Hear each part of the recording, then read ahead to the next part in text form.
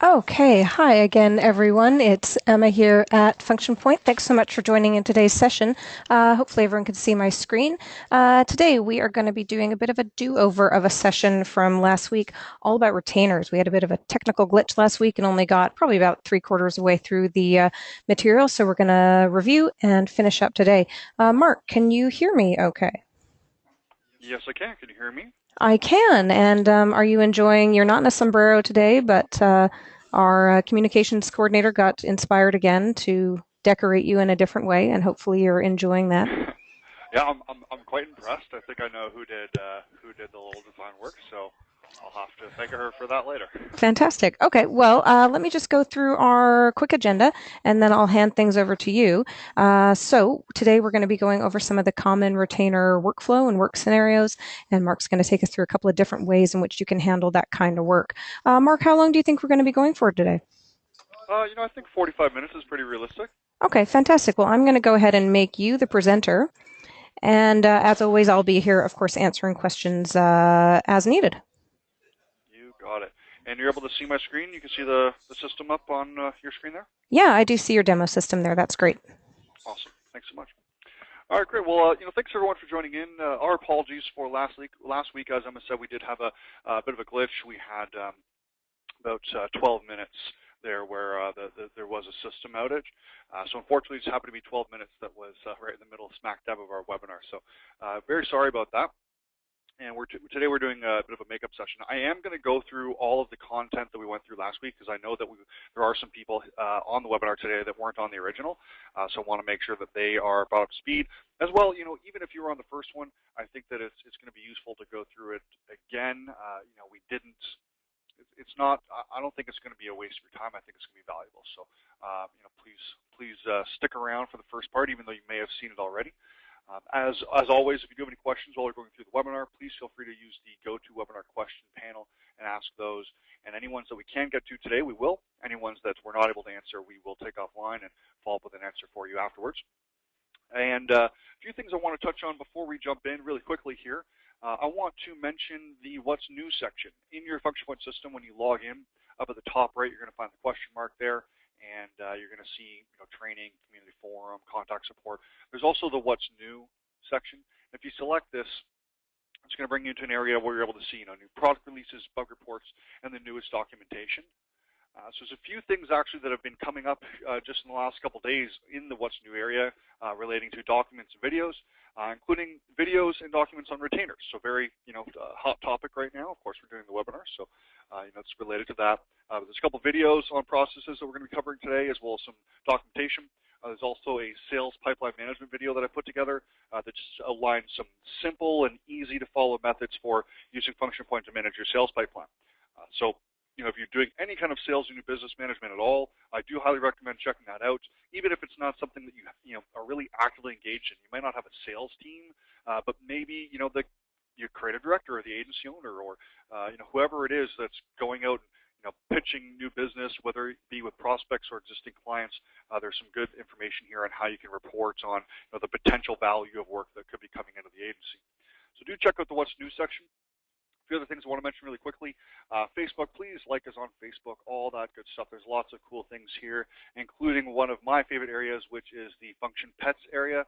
So this is where you can see all of our clients that have sent us pictures of all their pets.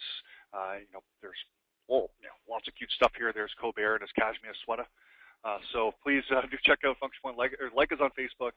And if you would like to share any of the pets that you have in your office, please email them to Emma@functionpoint.com. She would love to receive them and put them onto the Function Point Pets, and I'm sure she'll reply with some funny images of her own. One last thing I want to mention is the Business of Creative, our LinkedIn group. Please check us out on LinkedIn. Again, the group is called the Business of Creative for Creative Agency Management. There's a lot of good stuff on there, a lot of information, blog posts, interesting conversations and topics being posted. So please check us out on LinkedIn. Again, it's the Business of Creative. We're getting new members there all the time, so lots of cool content coming on there, daily, weekly, monthly, all that good stuff. So without further ado, let's jump into our webinar today. So we're going to be looking at three processes, and they're all related to the concept of having a monthly retainer where you're billing a client a set amount each month. And I'm going to go through 3 different setup styles, and I'm going to give you good examples of what it's meant to be used for, and just describe the type of retainer that would be applicable to each style. So the first type of retainer we're going to be looking at is going to be what I typically refer to as like a simple style retainer. The concept is you have a set dollar amount you're charging your client each month, and the services provided within each month are typically consistent. And there's not a lot of sub-deliverables that are being requested of you. A good example of this would be like an SEO retainer or a social media marketing retainer.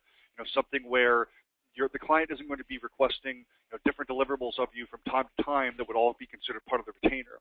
The services you're providing each month are predetermined, and it isn't really going to change much.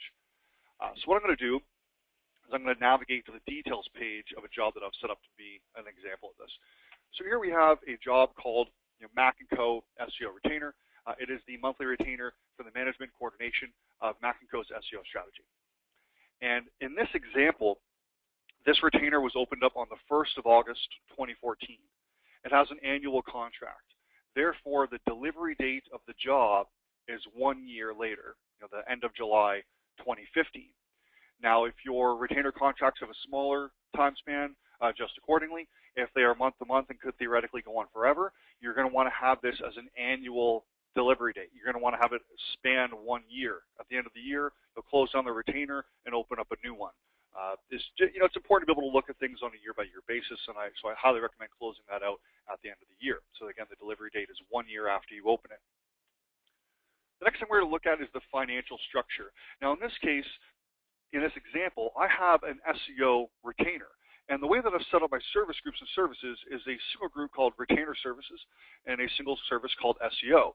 Now, if you're doing multiple things, maybe we're doing SEO, social media management, and I don't know, a couple other things. Include all the services that you need here. You may also have some non-billable items. Maybe you want to have something like client meetings or just a generic catch-all like non-billable agency time. Something that you can put your time in that for other things that you wouldn't want to be considered calculating into the value of the performance of the retainer. Now here's the important part. The estimated value of whatever you put in needs to total the value of the monthly retainer. In this case, I'm providing 20 hours worth of work per month, and I'm billing my client $2,000 per month. So the estimate must equal $2,000 per month. It doesn't equal the total value of the retainer. So if it's $2,000 per month and it's a 12-month retainer, you're looking at $24,000 as the total amount you plan on billing at the end of the year. This amount cannot equal $24,000. It must equal the monthly amount that you plan on billing. There's 2 reasons for that. One is ease of billing. This allows us to create an invoice in just a few clicks because the default setup for an invoice is 100% of the value of the estimate. It also means that we can do a multi-invoice session. I can do a job find for all of my jobs with a category or work type of retainer, do a batch invoice session, and invoice them all really easily with a few clicks because the estimated value of each of them equals the amount we're billing each month. Now, there are some drawbacks to this. One is that the actual time that goes in is going to grow to be substantially larger than the estimated amount. In this case, we have this retainer that's been opened up for a few months, and we've put in $4,275 worth of work against it. So it looks like we're over budget by $2,275. In actuality, we're not. The way that we need to report on the performance of this retainer on a month-by-month basis is by using the date filters. This allows us to say, okay, well, how did this retainer perform in August? So from August 1 until August 31, I can see that our 20-hour, $2,000 monthly retainer, we put in 24 hours, came out to $2,400. We went over by $400. We invoiced the agreed upon $2,000. Therefore, there's $400 left unbilled, amount that we were not able to recuperate because we went over on the retainer. If I want to see how this retainer performed in September, then I would type in, as you would expect, September 1 and September 31. Notice I'm typing those in, but of course you can always select on the calendar. And September does not have 30 days, therefore it dropped on October 1st. Select September 30th in that case. There's actually a rhyme that I use to remember that, but I keep on forgetting. Filter that by date, and I can see that my 20-hour, $2,000 monthly retainer in the month of September, we put in 18 hours and 3/4 of an hour, coming out to $1,875.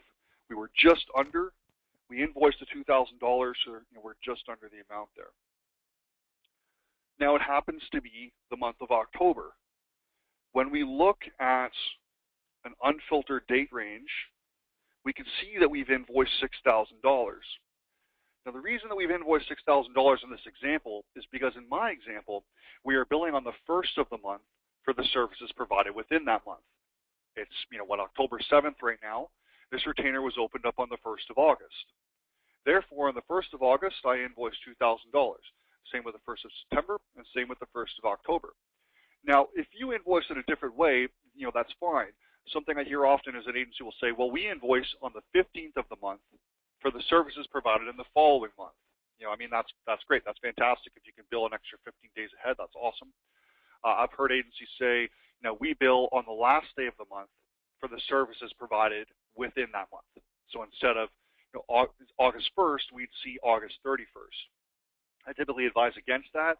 You want to be billing your retainers on the first of the month or earlier for the services provided within that month. But what this means is that when we look at our financials tab, the final value on the far right is an important value that is an accurate representation of the overall performance of the retainer without the need to enter any kind of date range. Because the invoiced amount, well, first of all, the value of this field compares the invoiced amount to the value of the work that we've done. Now, assuming that you're always invoicing on the first of the month or earlier for the services provided in that month, this invoiced amount is always going to be up to date to where you're at. So it's, the 7th of October, this amount is billing through the end of October 2014. This is the total amount of work we've done against the retainer. So far, in the lifespan of this retainer, we are under by $1,725. And that, just based on the fact that it's a $2,000 retainer and, we're about a week in the month, this is right on track for being equal. This is looking good. Now, if it was, 3 days left in the month, and this amount was still that big, then I would know that I'm not spending enough time on my retainer, or we didn't really do much work on it.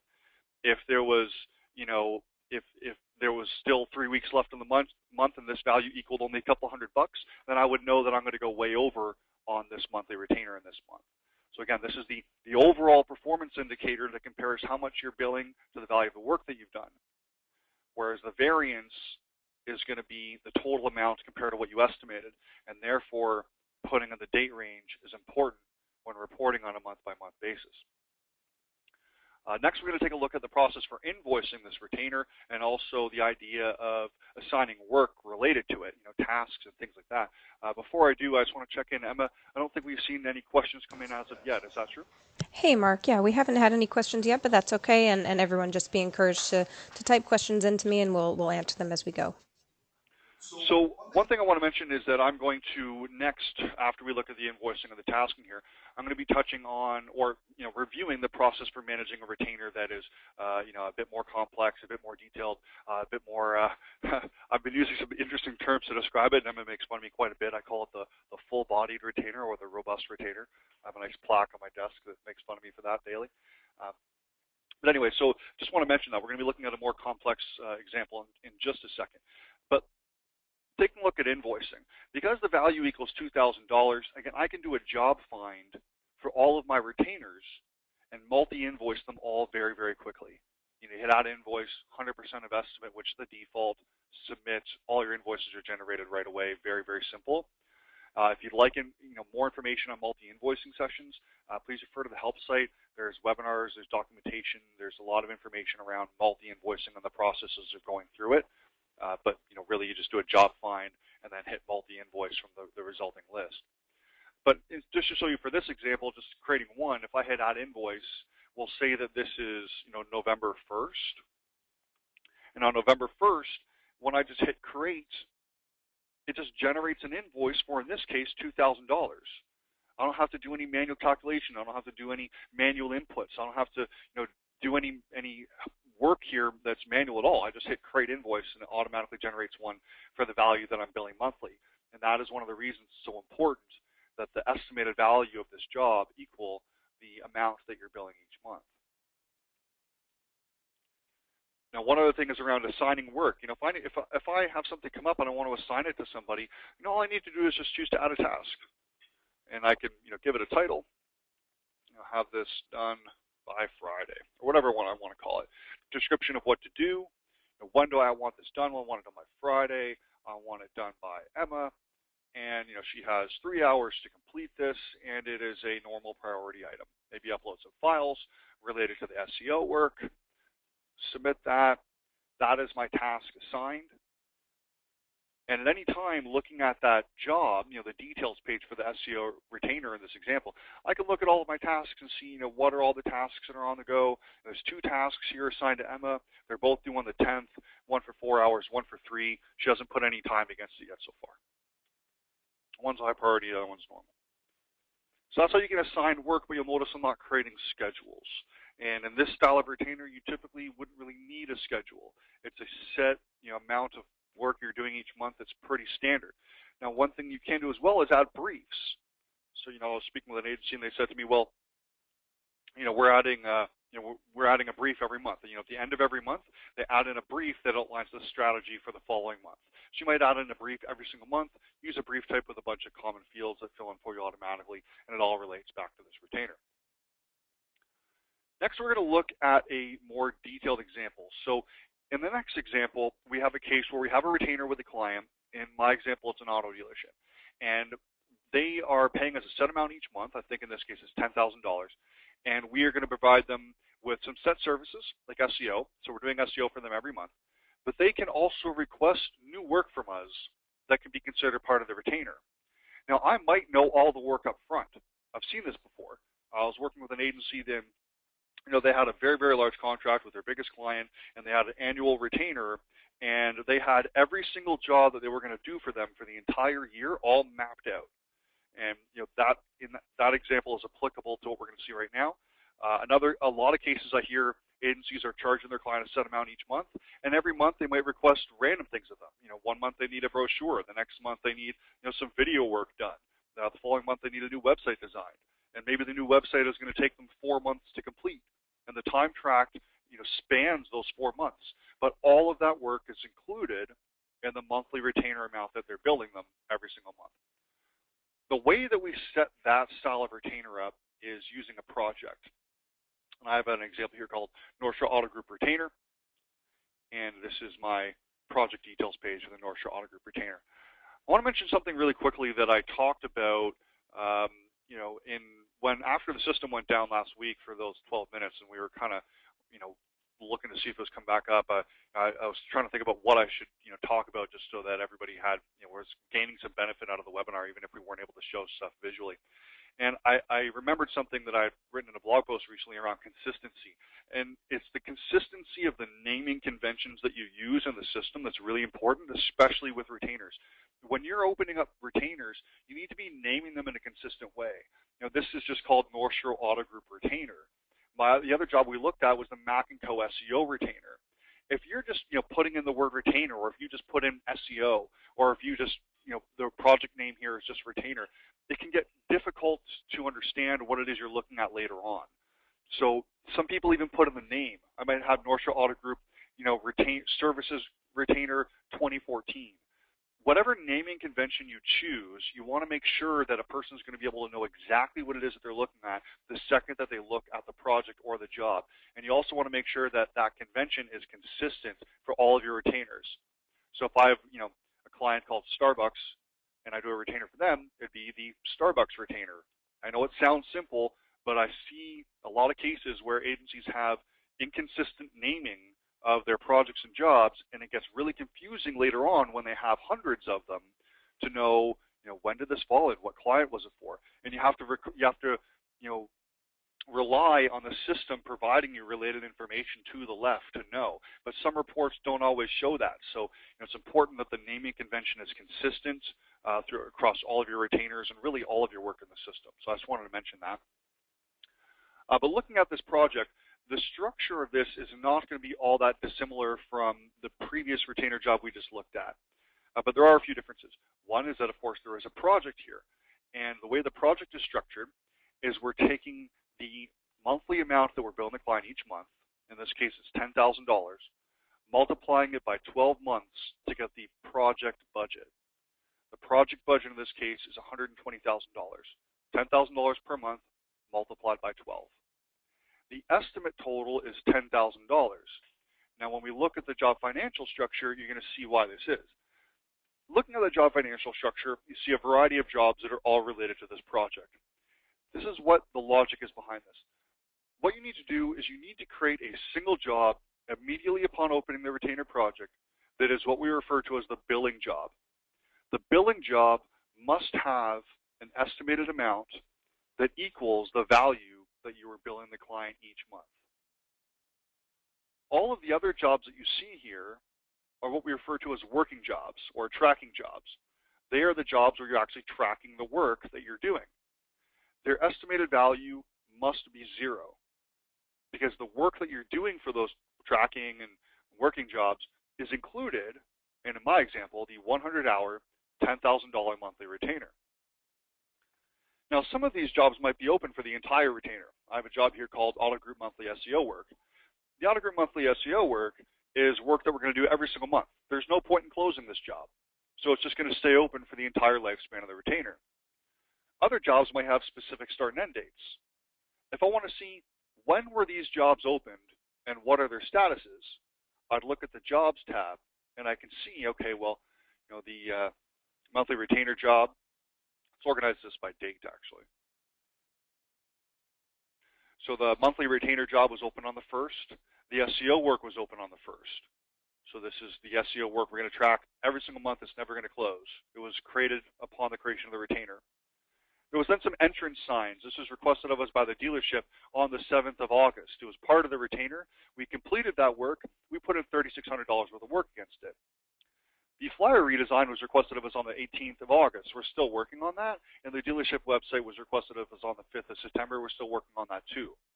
Any additional work that is requested of you that is part of the retainer is going to go under the project. And you're going to add an estimate, and you're going to select, when you're creating the estimate, the service structure required for tracking against these jobs and completing them, with an estimated value of 0. Now, what I'm going to show you next is the concept of reporting on the performance of this retainer financially. But a very common question is, well, if I'm putting in 0 hours on the estimate, how can I communicate with my team how much time they have to complete the work? And how do I know how that's going? Now, how is the website doing? How much time do we estimate the website's going to take? When do we expect it done by? Who's going to be doing the work? Are we going to go over budget on it? How can I track this information if the estimated hours equals 0? I'm going to touch on that in just a bit. For now, I want to just take a look at just reporting on the performance. And it doesn't really change all that much from the first example we looked at. We have a 100-hour, $10,000 monthly retainer that is, encapsulated in the billing job, so the single job. We then have actual values across these tracking or working jobs, time that we spent into these jobs, and there's values against that. And if I want to know, okay, well, how did this retainer perform in the month of September, as you would guess if I put in September 1 to September 30th, I remember that it has 30 days this time, but I can see in the month of September, for our 100-hour, $10,000 monthly retainer, we put in, in total 97 3/4 hours. So we're almost spot on. There's a $687 difference there. We spent almost all the time on the website. We put a little bit of time into the SEO work, but most of the time was spent on the website. These entrance signs and the flyer redesign, when did we work on that? This has only been open since the 1st of August. So if we look at the month of August, and we can see that, in August, we put in 98.5. So we're coming really bang on with this retainer. We're getting really close to what we budgeted in the 100 hours per month. And we spent 38 hours on the entrance signs and 50 hours on the flyer redesign. So I can see, where I'm spending my time on a month-to-month basis. Just like with the other style, the invoices, in my example, are going out on the 1st of the month for the services included within that month. And they're all going against the billing job. We just simply invoice 100% of the estimate. Now, if you have a whole bunch of retainers in your system, some that are like this structure and others that are like the simple structure, you can invoice them all at the same time by doing a job find for a category or work type of retainer, and then invoicing that list for 100% of the estimated value. That's why it's so important that the estimated value equal the monthly billing amount. So we're billing on the first of the month for the services provided within that month, and therefore, looking at the financials tab, we can see that in total we've invoiced $30,000, and we put in about $20,000. It's right into the start of October, which is the third month, and therefore this $98,2750, we're probably going to spend, just looking at how we've done in previous months, we're probably going to spend all of this in the month of October. So that's how we track the performance of it on a month-to-month basis and overall financially. Next, we're going to look at the concept of scheduling this out. I don't think I've seen any questions come in. I might just want to check in anything that's come in. I'm not sure. Oh, hey, Mark. No questions as yet. I just wanted to remind everyone, I often get asked when these wrap up if we've recorded it, and just in case anyone missed at the beginning, yeah, we did. We are recording this right now, and we'll post it up later today in that What's New section that Mark showed us earlier. So just in case anyone's worried or wants to share it with colleagues, we have it recorded. Awesome. Thank you. So yeah, again, we have the 100-hour, $10,000 monthly retainer tracked at the billing job, and then all the working jobs is where we're actually tracking our time against. Now, looking at how do we see how these jobs are doing? Well, one thing that you're going to want to do for most of this work is create schedules for them, and you may not have a lot of detail in the schedule. You might even really just create a schedule and bulk edit the due dates for every single task to be whenever the job is due. Or you might have a service structure that is really simple and just delegate out these 3 items as tasks. But if we look at the schedules tab, we can see an example of that. I can see that the website has a schedule, and this website started on the 8th of September. It's due on the 20th of October. We budgeted 240 hours to work on this, so almost the entire budget for the retainer, actually more so than the budget of the retainer within those 2 months. And we put in 89 actual hours against it so far. There's 151 hours left in the budget in the schedule, and this schedule is 28.57% complete. Now, the percentage complete is calculated based on the number of tasks within the schedule that have been marked as completed. It could be more specific if your team tracks the percentage complete manually, and they're putting in, hey, I'm 50% done, I'm 60%, I'm 70%. I find that to be a bit unrealistic. I don't really see people do that, all that often. So the system will generally just do it for you. If you mark a task as completed, it adjusts the overall percentage completed of the schedule. If I want to see more detail of the schedule, I can, of course, select it and take a look and see where we are in this. There's a couple tasks here that are completed. There's a whole bunch that are still in progress. So it looks like we might not finish this in time, just based on this example. But that's the point of this, is that if I need to budget how many hours the website is going to take, I use the scheduling module to do so, and I budget 240 hours. Creating those schedules is simple. Let's say that, for example, I wanted to budget some time for the flyer redesign. So I just want to budget how long do I think the flyer redesign is going to take. What I would do is I'd go into that job. I would choose to add schedule. Now, if you have a template for the type of schedule you're creating here, fantastic. In this case, I'm going to say I don't. I'm just going to hit submit. Then it's really easy. The structure that I put into the estimate, in this case I've made it really simple, design, copy, production, then populates our schedule. And what I can do then is go ahead and put in a budget. So I expect there to be maybe 20 hours of design work. There's going to be 20 hours of copy. There's going to be 15 hours of production work. I might assign these to specific people. I want the design work done by Eric. I want the copywriting done by Emma, and I want the production work done by our studio staff. And all of this is going to be due. Let's say, if I were to click on this job here, it'll tell me when this job is due. This was due on the 30th of September. It's a little bit old, but let's say that this whole thing is due, in a couple weeks here, 29th of October, and all of this is then in progress. So it's really, really simple. I put in some budgets for each of the services, assign them to staff. If I don't know who's going to be doing the work, maybe I just put it to the role level, or perhaps I just, don't assign it to somebody specifically at all. And then, yeah, we put in the budget amount of time, we select the due date, put it into progress, save and finish. And then people can then track their time directly to those tasks. And looking at the project, I'm able to see that I have schedules for these deliverables that are part of the retainer. And they're estimated in actual and variance and percentages complete. All while the time is being tracked to these jobs through those tasks or without them. You probably wouldn't create a schedule for the monthly SEO work. And I can compare that to what I invoiced and also to the monthly value of the retainer by using the date filters. Invoicing this, just like before, all I would do is choose to invoice the job for 100% of the estimate. In this case, we'd be invoicing the billing job, which is the Auto Group monthly retainer. It has an estimated value of $10,000,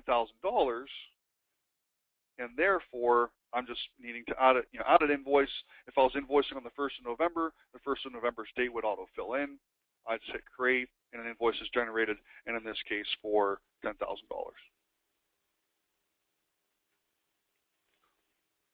So that's the structure of that larger or more complex. I don't really like to use the word complex, but the more detailed, intricate, more robust, or full-bodied retainer. It's okay, Mark. Yeah, use robust and full-bodied. We're using them now. I think it's funny.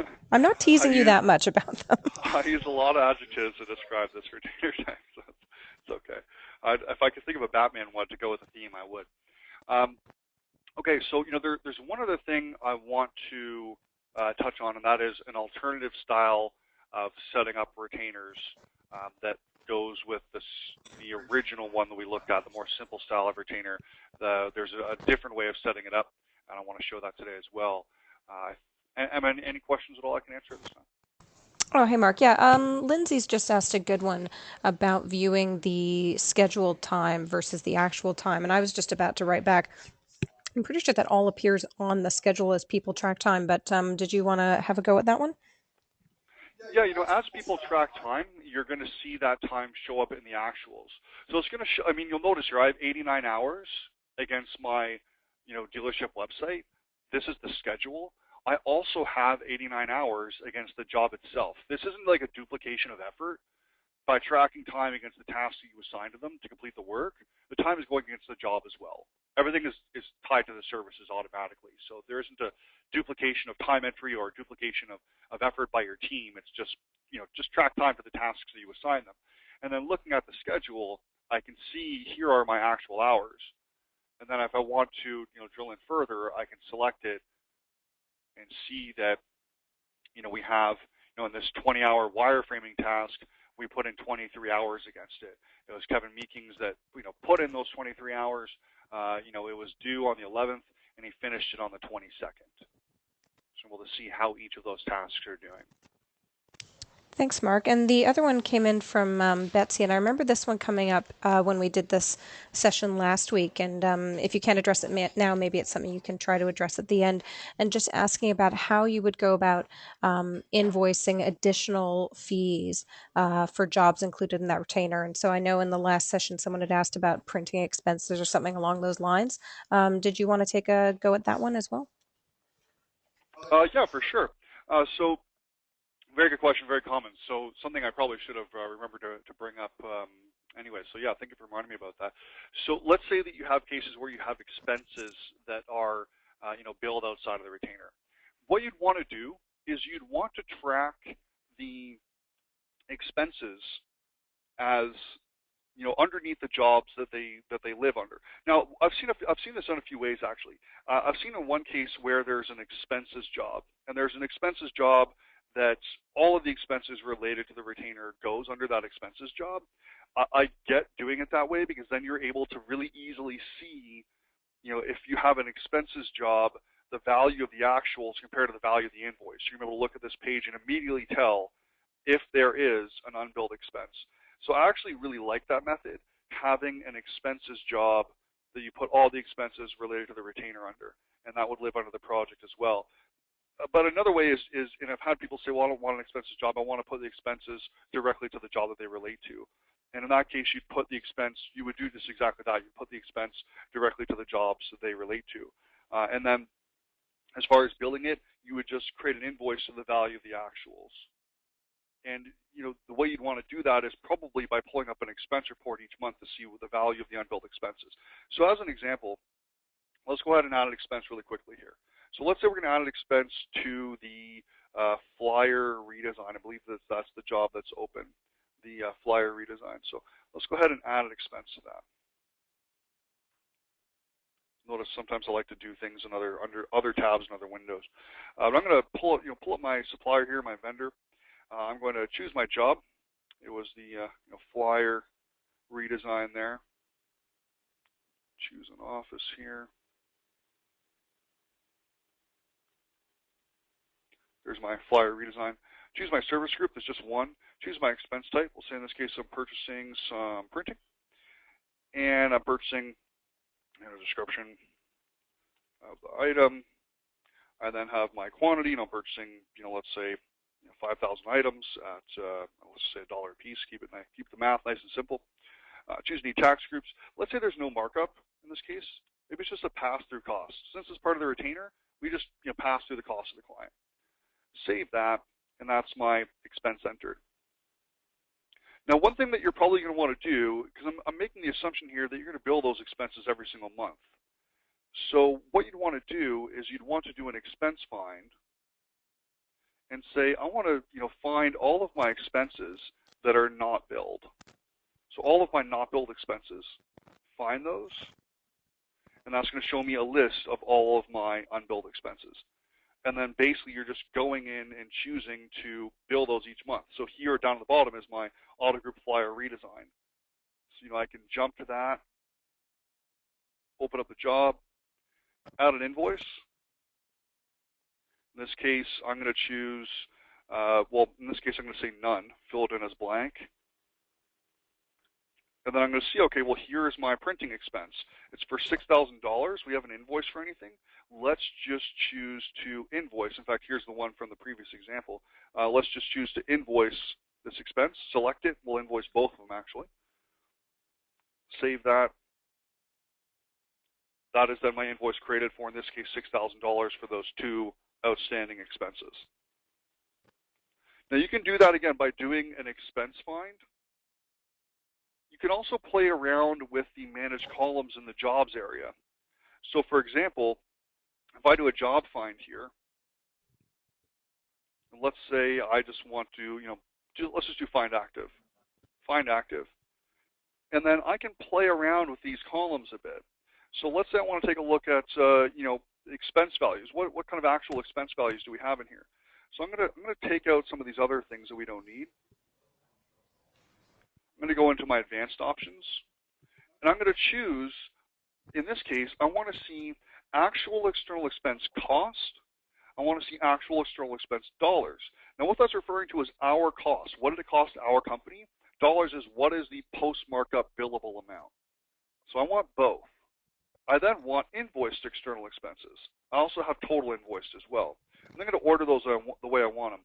I want actual cost, then I want post-markup, then I want invoice external expense, then I want invoiced. Save that. And now I can see, okay, well, these are all of my active jobs. So I'm looking through this, and I'm seeing all of my active jobs. Here's some cases where I have some expenses. I have $1,200 here for the mall brochure, marked up to $13.99. I've invoiced $13.99, so that's perfect. And that I've invoiced in total $3,049 for the job, but I've invoiced the $13.99.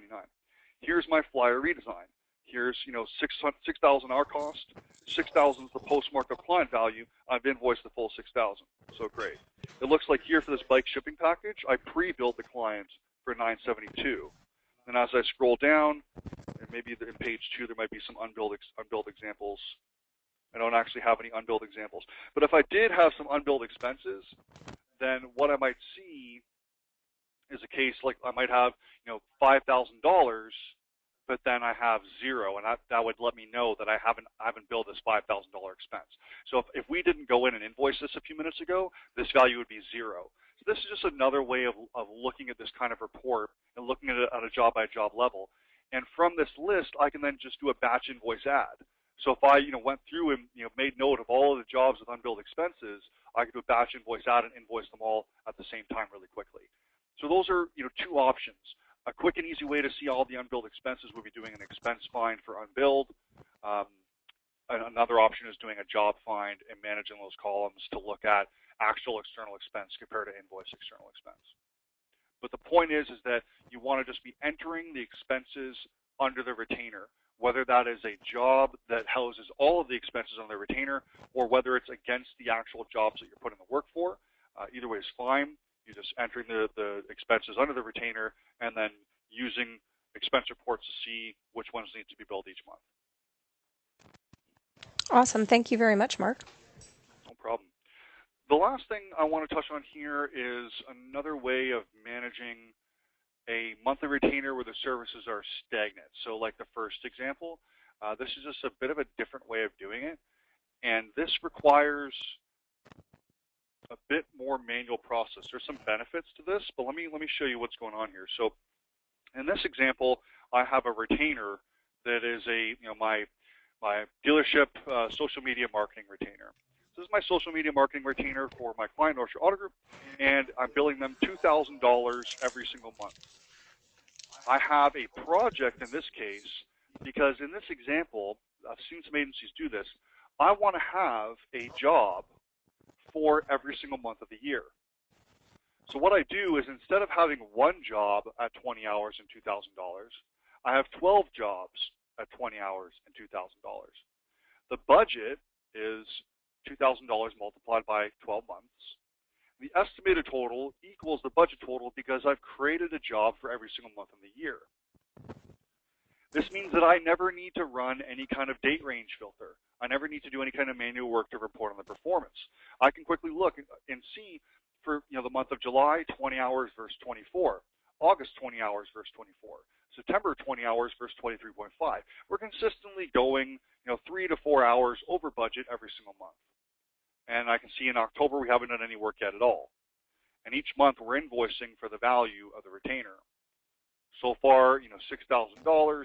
We've gone over by $1,270 in total for this retainer. Now the way that you manage this is by closing jobs and opening them each month. So when we look at our jobs list, we're going to see, and I'm going to order this by, I'm going to clear that sort for a second and order this by status. Actually, you know what? My apologies. I want this ordered by number. Here we are. So this is an example of that job structure. So I have July invoiced and done. August invoiced and done. September is open. October is on hold. Well, let's say that it's the 1st of October. I left it like this as I was prepping today because I want to show the example. Let's say it's the 1st of October. What do? Well, first thing I do is I go to the September month. Click on it, brings me to its jobs details page. I then choose, in this case, to put it as invoiced. It's invoiced, it's done. I go back to the project. Look at my jobs. I find October, which is on hold. I select October. I then choose to open this up. Put the job to open. And the first thing I do is I invoice it, because I invoice on the 1st of the month for the services provided within that month. Put the job to open, add invoice. In this case, I'm pretending that it's the 1st of October. 100% of estimate, because that's the value of this job. It equals the monthly billing amount. Create that. I'll have an invoice for $2,000. So there's an invoice for $2,000. Going back to the project, I can see that I have, July invoice, August invoice, September invoice. October is open, November is on hold. The invoices, of course, are for the 1st of the month for the services provided within each month. They haven't paid for the October invoice yet, of course, because we just created it. And on the Financials tab, I can see the amount of time we're spending each month. So the benefits of doing it this way are that you don't need to put any kind of filter information. It's very easy to report on the performance, and you can look at each month as a separate job. So a lot of people prefer tracking it this way, and I think that's fine. There is the downside of this is that you're needing to remember to open and close those jobs. So you need to mark it as final invoiced, and you need to open up the next one for the next month. But there's another benefit of this is you could create a schedule for each month. because the system only allows one schedule per job. So if you have a separate job for each month, you can have schedules for each month. So there's a benefit there. But there is something to mention, and that is that the robust style of retainer, where a client is requesting services of you each month for this, a client is requesting different jobs from you each month that would all be considered part of the retainer. That second example that we looked at, where the services are not predetermined and there's different deliverables being requested of you all the time, that type of retainer it's a bit more difficult to do it this way, because instead of one billing job, you have 12 billing jobs. And in those cases, you're not really going to be putting the time to those jobs anyways. You're going to be putting the time to the tracking jobs. You want to put the time to the website, not to the billing job. You want to see how much time did you spend specifically on the website.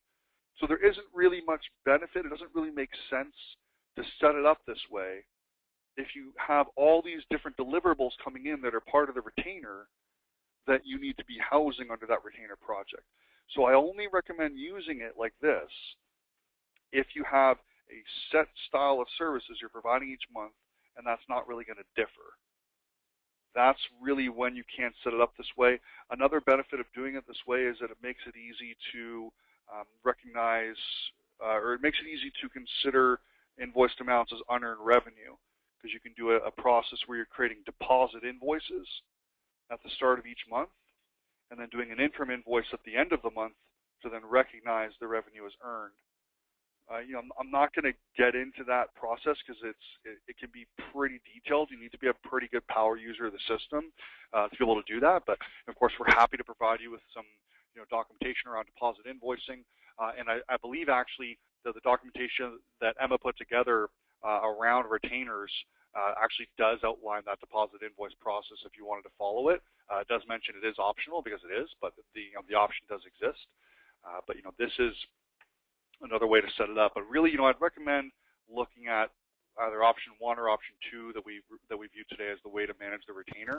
So I find that this sometimes can get a little bit out of hand and a bit more difficult to manage. But if you want to set it up this way, you can. There's benefits to it. You just have to stay on top of it, is all. Any questions I can answer about this style? Yeah, Mark, I'll ask you a question in a second. Just as you said, thank you. Yeah, the documents that we've created do go through each of these scenarios. I've tried to mimic what you've shown us here internally and what you've got going on in the videos as well. A question came in just around this scenario with the estimates and jobs, and do we have to really make an estimate and job for each month? And you do, but there is a nice copy feature. Is that how you sort of imagine that working for clients who do pursue this scenario? Yeah, for sure. Okay, so let me show you how that would work. Now, one thing I want to mention is that, of course, you don't need to create an estimate. Anyways, let me go on to that. I was going to say this. You don't need to create an estimate of job each month if you don't want to. You can follow the first structure that we reviewed. I think that's the easiest to set up. I think it's easy to manage. You just need to use the date filters to report on their performance on a month-by-month basis. It's not a lot of work to do that. I'd recommend the first option if you're concerned about creating an estimate and job for each month. But if you do want to set it up this way, you don't need to manually do that. Let's say that this retainer actually went through July 2015. So the process is, as I'm going through and I'm creating these, I select the estimates, I copy the estimates, I update the name, July 2015, I update the delivery date to, in this case, well, it happened to fill in as July. I think it was meant to be June 30th, 2015. You update the delivery date, July 31st, 2015. You submit it. The item is copied. In this case, it was simple, 20 hours at $100, $2,000. You then approve it, because it's part of the retainer contract. It's already, you know it's going to happen. It's approved. So you approve it. You add job, and you put the job on hold. You navigate back to the project. You select the estimate. You copy it. Update the name, August. Update the due date, 31st of August. Submit that. approve it, add job, put the job on hold. And that's it. You just go through that process until you have the whole year filled. So, I mean, when I created this example, it probably took me like maybe 5 minutes, to set it up. It just means that, you got to follow that process. Copy estimate, rename it, update the due date, approve it, add job, put it on hold. And if you follow that process, is pretty straightforward. So it's not all that labor intensive to set this up initially, but again, you got to be on top of it every single month. You got to make sure that all the other jobs are on hold, all the future jobs are on hold. The one you're working on right now is open. You got to make sure that you close it down at the end of the month, that you open up the next one, create an invoice for it. Once you get into a routine, if you do this 2 months, 3 months in a row, it becomes pretty straightforward. If you had 20 of these, you could your whole retainer invoicing process could be done, and you can do the whole thing in half an hour, easy. Just once you get a hang of it. So you just got to kind of create a routine for yourself. But it's not all that labor intensive because you're copying the value, and because the value equals what you're billing each month. The invoicing process is simple, so it's not too time consuming to do this. Hey, Mark, had another question come in, and this may not be one we can answer on the call, and I know we're at about 10 to, so we understand if people need to drop away. Again, we'll keep recording until we finish up and post that later today. Have you ever heard of a scenario where the retainers are invoiced quarterly? And do you have sort of any advice on how you would set that up? Yeah, it's rare. I don't see it as that as common as a monthly retainer structure, but really, just off the top of my head, if it's quarterly, the only thing I would do is just adjust everything you've seen today to be quarterly. So, looking at the very first example, which is this guy here, looking at the very first example, let's say this was $2,000 per month, then I would just have 8,000. I'd have 80 hours at $8,000, and that's how much I'm going to bill for the quarter instead of the month. Oh, yeah. Looking at the second example, all I would do is instead of having a $10,000 estimated billing job, so instead of having the billing job be 100 hours at $10,000, I'd have it be 400 hours at $40,000. And then the final option, instead of having every single month listed, I would simply have Q1, Q2, Q3, Q4. That's great, Mark. Thank you, and hopefully that has answered the question. Let us know. If not, we can always take that one offline. Mark, was there anything else that you wanted to share with people before we let them all get back to their days? No, I think that about covers it. Again, sorry for the glitch last week, everyone. I felt really bad about that.